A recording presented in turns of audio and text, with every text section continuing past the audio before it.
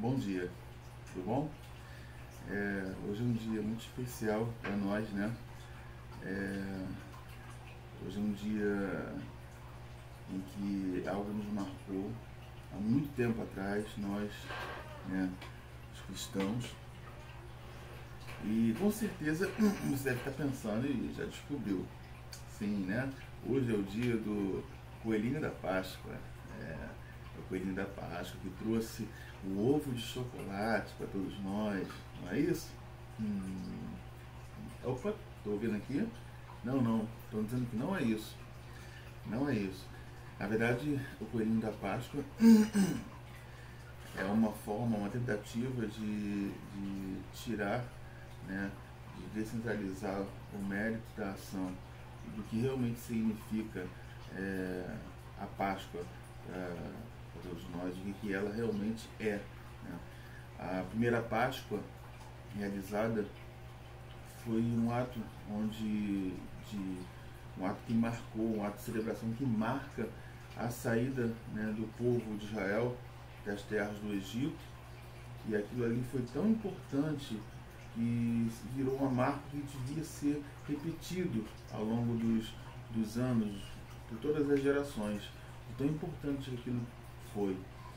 E muitos anos depois, é, a humanidade já cheia de ódio, de rancor, de maldade, o povo de Israel sofrendo, né, por perseguições, por cadeias, por povos atrás de povos sendo, né, escravizando, dominando Israel.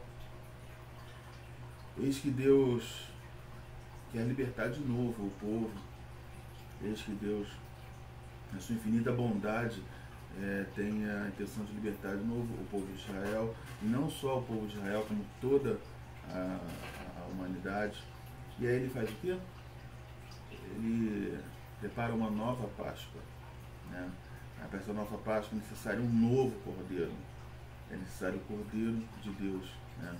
Deus envia seu único Filho, seu amado Filho, para que morra na cruz, para que entregue a sua vida na cruz como um cordeiro mudo, e através do sangue desse cordeiro nossos pecados possam ser lavados, limpos, nossos pecados possam ser retirados, o pecado possa ser retirado, né, do mundo. Ele é esse cordeiro. E Jesus veio, Jesus esteve entre nós, Jesus viveu entre nós, e ele ficou para todo aquele que nele crê não perecesse, mas ganhasse a vida eterna. Então é uma tremenda chacota diminuir um evento de tamanha importância como esse, como a vinda do Filho de Deus para salvar, para redimir o povo do pecado, para dar mais uma, para dar uma oportunidade do povo, das pessoas, do homem, da humanidade, de se encontrar com Deus. Isso é diminuído, reduzido na simples imagem de um coelho. E isso é, além de ser uma redução, ainda é um grande deboche, né, de um coelho que coloca ovos, de chocolate. Bom, é isso que é ensinado para as crianças, foi isso que me foi ensinado quando criança, e é isso que se perpetua, que se fala e que se vende por aí. É isso que atrai. É essa história bonitinha para se contar? Não. A história bonita para se contar é a verdadeira. A Páscoa é isso. A Páscoa significa isso. Significa a morte de Cristo, que não tinha pecados, a morte de um homem santo e puro, sem pecados, mas que foi à cruz, que teve morte de cruz, uma morte de vergonha, uma morte de humilhação, por mim e por você, por aquele povo que estava ali e por pessoas que ainda viriam a nascer, como nós. Foi por nós que ele fez isso. Ele abriu mão de todo o seu poder e sua glória. Ele tinha todo o poder e toda a glória na mão, mas ele abriu mão disso para que nós pudéssemos hoje ter um encontro, ter paz com Deus. Né? E isso o mundo tenta diminuir, né, na venda de ovo de Páscoa, na venda de chocolate, na troca de chocolate. E já são muitas e muitas as crianças e pessoas hoje que nem sabem exatamente por que acontece a Páscoa, por que nós celebramos a Páscoa. Então é importante que isso seja lembrado, né? Então vamos orar. Em oração de hoje eu peço que você também agradeça ao Senhor, agradeça de todo o seu coração por Ele ter feito esse sacrifício de entregar sua vida na cruz. Um sacrifício que foi realmente tão pesado, tão forte, que Ele, inclusive em suas orações, nos seus últimos momentos, Ele pergunta ao Pai: Pai, se possível, passa de mim este cálice. Se possível, passa de mim esse cálice. Sabe, se tiver, Pai, outro jeito, outra maneira, passa de mim esse cálice. Sabe por quê? Porque no momento que Ele esteve aqui conosco, Ele nos amou de primeiro. Ele amou a vida, Ele amou a humanidade, Ele amou as pessoas, Ele amou o contato, a criatividade, a alegria que nós temos, a diversão entre nós. Ele amou o ser humano e Ele queria ficar mais tempo com o ser humano. Eu imagino o papai falando com ele, dizendo: meu filho, tem que ser feito, mas espera um pouco, daqui a pouco vai estar todo mundo aqui reunido, todos aqueles que creem no seu sacrifício, que creem no seu nome, todos aqueles que forem batizados em seu nome, que acreditarem no seu nome, vão estar conosco e você vai poder ter esse relacionamento com eles novamente. Não, aguarda mais um pouco. E foi isso que aconteceu, é isso que vai acontecer, né? E Deus deu ao nosso Senhor o poder sobre todas as coisas, sobre todos os homens. E diante do nome de Jesus, todos os joelhos se dobram, né? Então vamos orar e agradecer a Deus por isso, ao Senhor por esse sacrifício. Senhor, obrigado, Pai, pelo sacrifício, meu Deus, pela tua vitória na cruz. Obrigado que se hoje sou livre para adorar, se hoje sou livre para buscar o teu santo nome, é por conta do teu sacrifício, ó Pai. Eu não o merecia, ninguém o merecia, mas o Senhor nos amou primeiro e o Senhor então entregou a sua vida por nós. Abençoa, Senhor Deus, esse país, essa nação. Abençoa, Senhor Deus, porque nós estamos passando momentos muito difíceis por conta do coronavírus, por conta de toda essa quarentena que estamos vivendo. Nos abençoa, nos proteja, nos guarda, Pai. Nos livra, Senhor Deus, do mal. Nos prepara para a tua vinda. Nos prepara para a tua chegada, para o teu encontro, Pai. Que tu possa nos abençoar, nos proteger. E muito obrigado, Pai. Muito obrigado por verter o seu sangue precioso, seu sangue carmesim na cruz. É o que lhe pedimos, agradecemos, em nome de Jesus. Amém. Bom, amanhã de Páscoa e a nossa revista avança, nossa revista de lições bíblicas, né? Estamos indo agora para a lição de número 5, a unidade da raça humana. E a gente vai tentar nesses próximos minutos aqui preparar e tentar compartilhar essa lição. É sempre legal quando a gente está em classe, né? Porque há aquele debate, aquela troca de experiências, mas é o que nós temos nesse momento. Eu acho que a gente consegue, de certa forma, né, trocar experiências sim. E através de comentários, curtidas, a gente acaba tendo maneiras de dialogar, né, sobre a lição. Espero que você tenha podido ler a sua revista essa semana, quem tem a revista, e estudar a lição que a gente está passando hoje. Então a lição fala sobre a unidade da raça humana. Eu vou ler com vocês o que diz no texto áureo. Podem abrir as Bíblias em Malaquias 2:10. Dá pausa aí enquanto abro. Já despausou? Ótimo. Malaquias 2:10 diz: Não temos nós todos um mesmo Pai? Não nos criou um mesmo Deus? Por que seremos desleais uns para com os outros, profanando o concerto de nossos pais? E a verdade prática diz: apesar das muitas línguas, povos e nações, toda a humanidade provém de um único casal, Adão e Eva. nesse sentido, somos todos irmãos.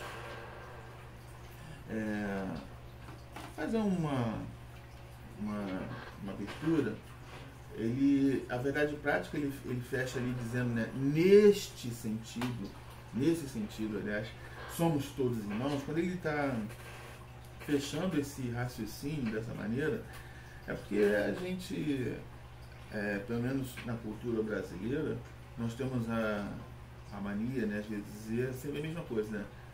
Todo mundo é filho de Deus, todo mundo é filho de Deus, todo mundo é filho de Deus. E isso se pregou tanto, isso se falou tanto, se martelou tanto na cabeça e na mente do homem, na mente do brasileiro, que quando a gente explica para alguém o plano de redenção, quando a gente fala sobre a conversão em Cristo, quando a gente fala quando é necessário entregar a sua vida a Cristo e seguir, né, e ser leal, e ser fiel, e aprender, e se santificar, quando a gente fala desse tipo de situação, as pessoas, na sua maioria, têm a mesma resposta. Não, pera, não. Todo mundo é filho de Deus, eu tenho minha maneira ali de, né, eu não roubo, não mato, não fumo, não bebo. As pessoas têm essa inclinação, né, de dar esse tipo de resposta. Então a revista ela finaliza dessa maneira, exatamente por esse contraponto, né? Nós somos todos irmãos, nós somos filhos do mesmo Deus, no sentido de que fomos gerados pelo mesmo casal. Então nós compartilhamos traços biológicos que são semelhantes, né? que há semelhança, mas não é mais do que isso. A vida em Cristo, a necessidade de ter uma vida com Deus é que nos torna o fato de aceitarmos a Cristo, de termos uma vida com Ele, de seguirmos os seus preceitos, é o que nos torna realmente filhos de Deus. Nós aprendemos que nós somos dessa forma, antes disso, criaturas dele, né? Somos criados por Ele, nós fomos formados por Ele lá atrás, o casal Adão e Eva. Deus formou o homem, Deus formou a mulher, e dessa união homem e mulher, né, é que foi possível que toda a humanidade fosse gerada, né? Então isso uma parte importante para se dizer, e ele já diz logo no finalzinho para a gente poder se ligar nisso, né? A gente tem várias diferenças, a gente vai abordar algumas delas aqui, né? Diferenças relacionadas à cultura, diferenças relacionadas à língua, né? Diferenças relacionadas até a alguns traços biológicos são diferentes, né? Mas somos todos partes de uma mesma raça, de uma mesma espécie, né? De pessoas, de raça humana.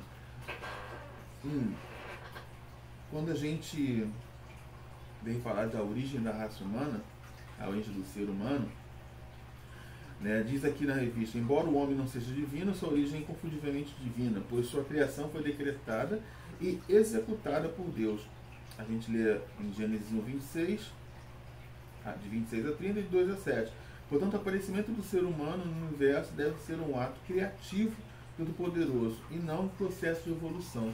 Uma coisa interessante, a gente aprende nas escolas, aprende aí, né, fora, na vida secular, quando fala de várias teorias. Uma das teorias é a teoria lá de Darwin e a seleção natural, e na verdade todas essas teorias são meios científicos de falar uma única verdade, que tudo aquilo que está descrito na Bíblia já está sendo comprovado pela própria ciência.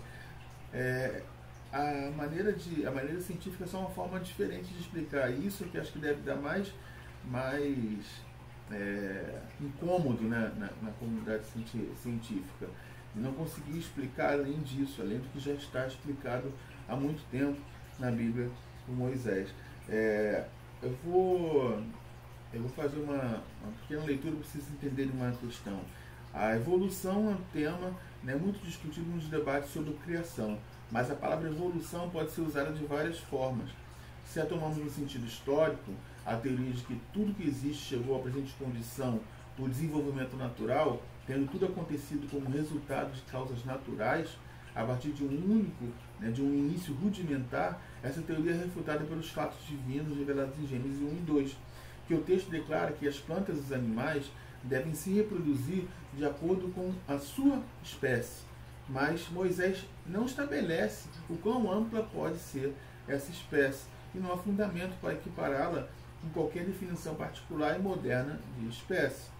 Não obstante, Gênesis ensina que há um número provavelmente muito mais amplo de espécies de plantas e animais que não podem se reproduzir de forma que evolua da outra. Entretanto, na Bíblia, nada na Bíblia nega a possibilidade de mudança e desenvolvimento dentro dos limites de uma espécie em particular. É isso interessante. A Bíblia não nega a evolução dentro da espécie, mas é estabelecido um limite. Há um limite de evolução para a própria espécie. O limite, por exemplo, de um sapo não virar um pássaro, né? O homem, por exemplo, se nós formos em regiões diferentes do nosso Brasil, do nosso país, nós vamos ver que há que os brasileiros, entre os brasileiros há muitas diferenças, né? Diferenças físicas, diferenças no padrão do rosto, no padrão do corpo, na altura, que são processos que são oriundos da miscigenação. O povo brasileiro é um povo miscigenado, né? Nós fomos colonizados por portugueses, mas vieram além dos portugueses outras raças europeias para cá. Aqui já existiam os índios, as tribos indígenas, vieram também os africanos, vieram também os negros, e toda essa miscigenação, toda essa mistura de cores, de formas, de tamanhos e alturas, enfim, todas essas misturas biológicas vieram criar diferenças, porque você tem um país imenso, e você então tem essas diferenças, né, muito significativas. É diferente de um país como o Japão. O Japão é um país bem menor do que o território brasileiro. A gente tem poucas diferenças, e mesmo assim, dentro da cultura, se você estiver impregnado na cultura, você ainda vai encontrar algumas diferenças. Não tantas quanto no Brasil, por ser um país tão grande quanto esse, né? E então essas diferenças, elas são dentro da própria espécie. Essas pequenas evoluções são dentro da própria espécie, né? Então é muito interessante isso. Eu acho que sim, eu já até falei isso uma outra vez, né? Se o homem é produto da evolução de macacos que sobreviveram a condições naturais do ambiente, porque assim, a ideia é de que as raças, que as espécies estão lutando sempre pela sua sobrevivência, e na luta pela sobrevivência, a que for mais forte, que tiver traços que a mantenham, que deem a ela, a essa espécie, uma capacidade melhor de sobreviver às circunstâncias, ela continua e as espécies anteriores acabam. Então, essa longa briga de espécies ao longo dos anos veio chegar até nós, seres humanos como somos hoje, né? E óbvio, se a gente for acreditar nesse sentido, nós vamos olhar para os macacos que existem hoje e imaginar que eles não precisaram, ou que eles foram espécies que sobreviveram mesmo sem se transformar em humanos. Então, assim, isso é uma tentativa de explicar aquilo que em alguns momentos não vai conseguir ser explicado de forma alguma. A Bíblia traz relatos, a Bíblia mostra, a Bíblia fala, mas ainda assim nós saberemos mais sobre a questão, sobre essas questões, só quando tivermos encontro com o nosso próprio Criador. Aí sim podemos perguntar a Ele, Ele vai nos dizer como tudo isso realmente foi, como tudo isso realmente se deu, né? Nos detalhes e mais detalhes que fizermos. A Bíblia fala que Deus soprou no homem, né, o espírito de vida, mas que formou ele do pó da terra. Se você entrar na área biológica, no corpo humano, na estrutura humana, são encontrados diversos minerais, inúmeros minerais que são encontrados na Terra. diversos, inúmeros minerais. Tudo isso é só comprovação. E quando, né, a gente até vê aí, tem sido cremado, né, as pessoas têm sido cremadas e viram aquelas cinzas, aquilo ali é, de novo, é pó. Aquilo ali tem terra, aquilo ali tem mineral ali dentro. Volta a ser terra. Quer dizer, é porque é complicado para quem não tem fé compreender isso. E eu entendo isso. Que realmente precisa ter fé. Se você não acredita, não crê na palavra de Deus como verdade libertadora, se a palavra de Deus é para você só um livro, né, um livro para deixar em cima da mesa, para deixar no console do carro, você realmente não vai conseguir entender a dimensão das palavras que neles estão escritas. Então precisa ter fé.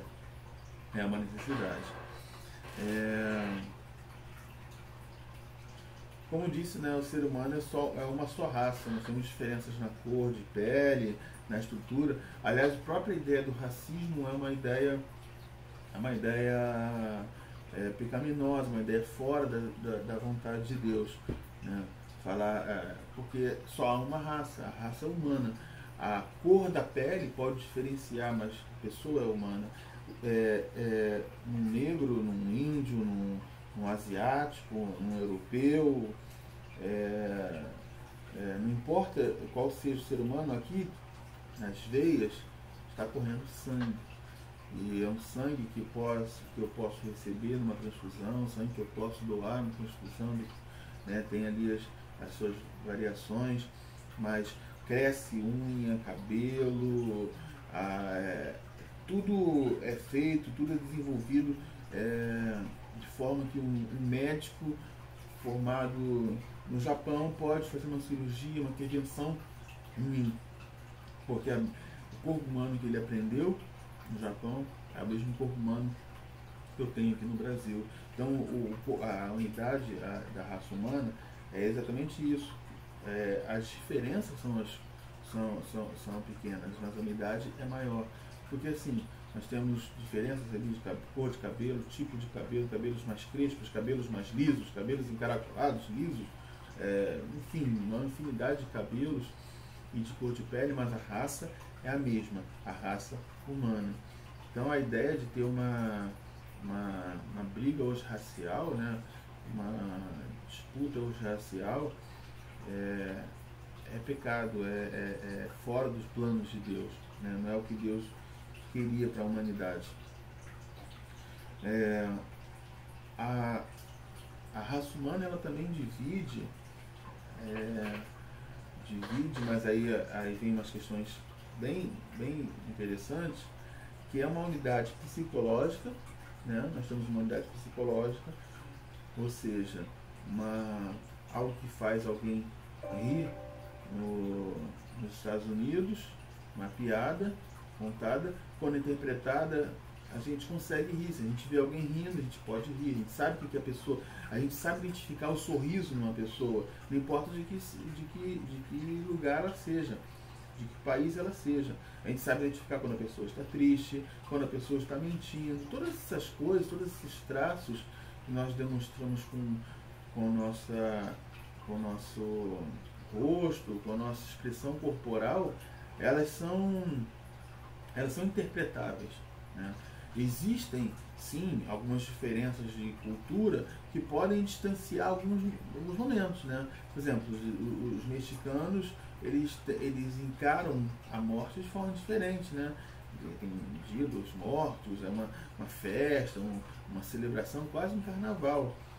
Para nós, os brasileiros, por exemplo, já é algo mais, né, mais triste, mais espiritual. A gente tem aquela comoção, mas não significa que haja certo ou errado aí. Só há uma diferença de cultura, há uma diferença de ponto de vista, de anos e anos e anos e anos e anos que foi sendo gerado. Também não é de uma hora para outra, vai sendo gerado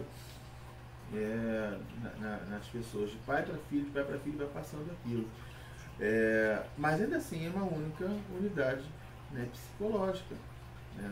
A fé ela pode se ela pode se desenvolver de diversas maneiras, mas ela também é uma questão de unidade, onde é o momento onde a fé é desenvolvida no coração humano, o fato dela, muitas das vezes, as pessoas com fé, muita fé, estão doentes e tem melhoras. Por quê? Porque é uma energia, é uma capacidade humana que é passada da mente para o corpo, né?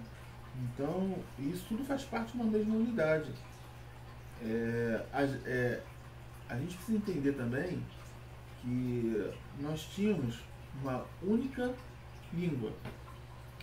A nossa unidade psicológica era uma unidade linguística também, né? Nós tínhamos apenas uma única língua. Adão e Eva falavam uma única língua. Deus se comunicava com Adão através de uma única língua. E conforme a humanidade cresceu, conforme a humanidade se multiplicou, algumas coisas vieram a acontecer. Depois de Noé, né, foi dado ordem para que os filhos de Noé, né, se separassem e se multiplicassem, né, que as pessoas, que esses descendentes se multiplicassem na terra. Mas eles fizeram exatamente, né, o inverso, né, eles se aglutinaram. A raça humana tinha apenas uma língua, e lógico, isso tinha, né, que virar um problema. Infelizmente, após a entrada do pecado no mundo, o homem faz muito mais o que desagrada a Deus do que o oposto. Isso é conosco hoje, né? A gente também faz muito mais o que desagrada a Deus do que agradar a Deus. A gente fica, o processo de santificação é esse, aliás, né? É buscar sempre agradar mais a Deus e nos desagradar o nosso próprio eu, mas agradar mais a Deus. No capítulo 11 de Gênesis, né, nós deparamos com a descrição da construção da Torre de Babel. A cidade identificada por Nimrod, né, um dos descendentes de Cã, foi naquela época uma das principais cidades do mundo, né? Vale lembrar que Cã foi quem pecou, né, ao descobrir a nudez de seu pai, Noé. E após isso Noé amaldiçoou Canaã, seu neto. Então assim, Babel era uma cidade, as pessoas todas se reuniram ali nessa cidade, falavam a mesma língua, né, trocavam a mesma língua. Babel ficava na região da Mesopotâmia, né, de onde se formaram os povos sumérios. Aliás, esses povos, né, têm grande importância, eles contribuíram com avanços de engenharia, arquitetura, música, artes, matemática e principalmente na escrita. A forma de escrita chamada de escrita cuneiforme, ela foi inventada ali mais de 4.500 anos antes de Cristo, se viu como base para a evolução do que nós conhecemos a partir de 1430 e pouco. Começamos a conhecer como imprensa, né? Foi o surgimento da imprensa, com a imprensa de Gutenberg, a imprensa de tipos móveis, né? Então, alguns sítios arqueológicos encontraram essas dezenas, né, tablets, dezenas placas de escrita cuneiforme revelando política, literatura, administração dos povos da época. Não existia uma só língua, todo mundo falava uma só língua, ainda não existia ali a escrita, ou pelo menos não se pode provar, né, a existência da escrita.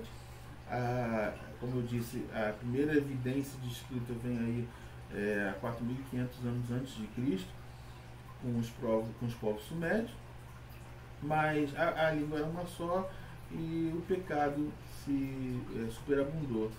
Tanto que o desejo de construir uma torre que chegasse aos céus, enfim, isso tudo só demonstra um ponto, né, sobre a necessidade que havia ali de Deus de separar as línguas. Quando o Senhor separa e divide ali o povo, faz com que as pessoas não se entendam, elas dispersam, né, e vão aí sim completar o plano que Deus tinha da criação. Mas todas essas línguas, né, que foram dispersadas aí, elas vieram de uma única matriz, da mesma base. Por isso que você vai pegar uma palavra, água, por exemplo, ela vai ser muito semelhante, ou às vezes a escrita pode ser então idêntica em diversos países e diversas línguas. água, aqua, né? Alguns povos, water, né? Enfim, a água as palavras elas são muito semelhantes. Isso porque elas fazem parte de famílias linguísticas. Nós, por exemplo, pertencemos à família indo-europeia, né? De povos indo-europeus, que é uma grande parte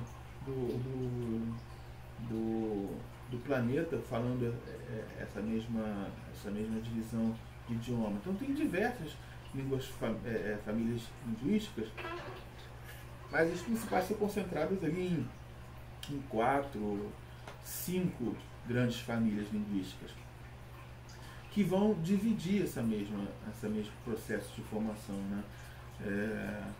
E quando você vai para a escrita, você fica ainda mais próximo.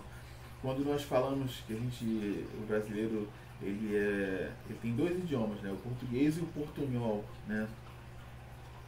A gente diz que o brasileiro fala portunhol porque a gente compreende muito bem o que o espanhol fala, né? Que o povo hispânico fala. Claro que algumas palavras, algumas sentenças, nós vamos traduzir até de maneira errada, né? De maneira equivocada, porque são falsos cognatos, né? Vão dizer coisas que não são exatamente o que está dizendo, que às vezes são até engraçadas se repetir, mas a gente consegue compreender boa parte. Por quê? Porque é uma língua que pertence à mesma estrutura familiar, está dentro da mesma estrutura familiar. Assim como a gente também tem mais compreensão com o italiano, né? Alguma interação com o francês, porque são línguas ali que a gente, né? Então entram em sintonia por fazerem parte da mesma família. É isso, é uma mesma família, não é o mesmo idioma. Uma mesma família tem pessoas diferentes, pai, mãe, os filhos são pessoas totalmente diferentes, mas que fazem parte do mesmo composto familiar. Então é a mesma coisa, hein? O espanhol, o italiano, o português são idiomas diferentes, mas dentro da mesma família. Tá bom? Então, a Torre de Babel foi essa divisão, foi essa quebra linguística, né? Mas todas elas fazem parte da mesma base. Vamos avançar aqui. Nós temos falado bastante sobre essa parte já da linguística e explicamos bem todas essas questões relacionadas à evolução. E nós chegamos aqui num momento de fechar a revista, onde nós falamos em Cristo todos somos um. Eu procurei trazer algumas coisas além do que estava na revista para reforçar o nosso aprendizado, né? Mas a gente pode reparar que tudo que a gente falou está escrito aqui. E a última parte fala exatamente isso: em Cristo todos somos um. E eu gostaria de ler alguns trechos aqui, que eu acho que são muito importantes para fechar a ideia da unidade da raça humana, né? A unidade humana não se dá apenas em termos raciais e linguísticos, conforme vimos, né? Conforme veremos nesse tópico. Todos os seres humanos acham-se ligados também em Adão, quanto ao pecado e também quanto à redenção. A redenção aí em Cristo, né? O pecado universal de Adão é aquilo que a gente vê em Romanos 3,23, né? Todos pecaram e foram destituídos da glória de Deus. Todos os seres humanos já são ligados entre si pela transgressão de Adão e Eva, nossos primeiros pais. Então, o homem nasce, né? O homem, nós nascemos já no pecado. Nós nascemos no pecado. Antigamente havia uma crença, e eu lembro de ter ouvido essa crença, e não sei quantos de vocês ouviram, mas minha mãe me contava, pessoas mais velhas da casa me contavam, e davam sempre a ideia de entender que nós nascemos no pecado porque nós fomos feitos de relação sexual. Não é isso, né? Não é a relação sexual que é o pecado. A relação sexual entre marido e mulher, ela não é pecado, ela é bênção. Ela é de Deus, ela é feita por Deus. para que o homem se multiplicasse, para que o homem, o ser humano, tivesse prazer, né, físico, o homem na sua mulher, mulher no seu marido. Então isso é de Deus, isso não é pecado. Mas me era pregado quando criança que a gente nasce em pecado por causa disso, porque era de pecado. E como Cristo não nasceu de uma relação sexual, já que Cristo foi gerado no ventre de Maria por Deus, por isso que Cristo não nasceu no pecado. Na verdade, o nosso pai biológico inicial lá, Adão, né, ele trouxe o pecado para nós, e todos nós somos descendentes de Adão, carregamos o pecado de Adão. Deus não nasceu biologicamente do homem, né? Não nasceu biologicamente de Adão. Deus não foi gerado no ventre da mulher, diretamente gerado no ventre da mulher. Então ele não carrega em si esse pecado, por não ser filho biológico da geração de Adão. Então ele é considerado o novo Adão. E aí diz assim, em Jesus Cristo, o segundo Adão, todos podemos ser salvos. As consequências do pecado de Adão foram desfeitas por Jesus Cristo, que na Epístola de Paulo aos Romanos é identificado como o último Adão. 1 Coríntios 15, 45, a Maria depois, e Romanos 5, 15. Através da sua morte, ele venceu a morte, a própria morte, resgatando-nos completamente do pecado. Hoje, por conseguinte, o nosso elo com todas as famílias de Adão não se dá apenas em termos genéticos ou linguísticos, mas de igual modo pela morte e ressurreição de Jesus Cristo. Nele, os que receberam a fé constituem uma única família, a família dos santos. Então, se porventura nós não temos como fugir da geração biológica em Adão, sermos filhos, descendentes aí de Adão como raça humana, ao mesmo passo nós podemos ter um novo pai, nós podemos ter uma nova família. A família de Adão é uma família para a morte, porque o pecado levou à morte. O homem ele tem um início, mas ele tem um meio e vai ter um fim. Ele vai chegar a uma morte. E a partir dessa morte, nós podemos ter uma vida. Mas essa vida tem que ser escolhida ainda em vida, não após a morte. Em vida, eu escolho seguir, eu escolho pertencer à família do novo Adão, Cristo, Jesus. Eu escolho pertencer a essa família. Como? Eu entrego a minha vida a Jesus Cristo e digo: o Senhor é o meu pastor, o Senhor é o meu Deus. Eu agradeço pelo teu sacrifício, eu entrego a minha vida e tudo que há em mim a tua vontade. Faz de mim o teu querer. Quando eu faço isso, quando eu entrego e reconheço Jesus Cristo como Filho de Deus e o novo Adão e o Salvador dos meus pecados, aí eu posso pertencer a essa nova família e ter esse encontro com Deus. É muito importante que a gente sempre lembre disso. Os dias estão cada vez mais curtos, e seja amanhã, seja daqui a 100 anos, Jesus está voltando e nós precisamos estar preparados para ouvir de Deus, o vinde, bendito meu Pai. É melhor do que eu ouvir: apartai-vos de mim, malditos, vós praticais a iniquidade. Então ainda há tempo de pertencer à família de Deus, ainda há tempo de pertencer à família de Cristo, ainda há tempo. Então, enquanto há tempo, você ainda tem a chance de reconhecer Cristo como seu Salvador. Mas os dias estão se encurtando e vai ter um momento onde não vai mais, você não vai poder mais conseguir, você não vai mais conseguir fazer isso. Então, fique firme, fique ligado com Cristo e é isso aí. Tenha um bom dia, que o dia seja um dia de bênção, um dia de encontro com o Senhor. Busque ao Senhor, fale com Ele em oração, leia a sua palavra, medite na sua palavra todos os dias. É muito importante. Não dependa só da revista, não. Você tem uma Bíblia em casa, você tem Bíblia no celular, medite mesmo, mas não faça com pressa, gaste, invista tempo. Quando você começa a investir tempo na leitura da palavra, quando você começa a investir tempo em se dedicar à palavra de Deus, você começa a ver que o tempo passa e você nem vê. É diferente, né? O tempo vai passar assim, cara, eu estou aqui 2 horas lendo a Bíblia e nem percebi. De tão gostoso que é aprender de se relacionar com Deus. Amém?